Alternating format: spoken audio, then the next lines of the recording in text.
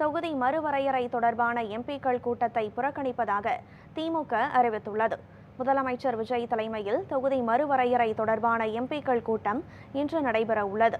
இந்நிலையில் இந்த கூட்டத்தில் திமுக எம்பிக்கள் கலந்து கொள்ள மாட்டார்கள் என நாடாளுமன்ற உறுப்பினர் கனிமொழி தெரிவித்துள்ளார்.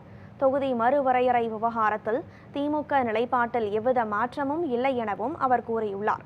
எம்பிக்கள் கூட்டத்தை புறக்கணிப்பதாக அதிமுகவும் அறிவித்துள்ளது. அக்கட்சியை சேர்ந்த மாநிலங்களவை உறுப்பினர்கள் 4 பேரும் கலந்து கொள்ள மாட்டார்கள் எனவும் கூறப்பட்டுள்ளது. மாநிலங்களவை உறுப்பினர்களான மக்கள் நீதி மய்யம் கட்சி தலைவர் கமல்ஹாசன், பாமக தலைவர் அன்புமணி, தேமுக பொருளாளர் சுதீஷ் ஆகியோரும் இக்கூட்டத்தை புறக்கணித்துள்ளனர்.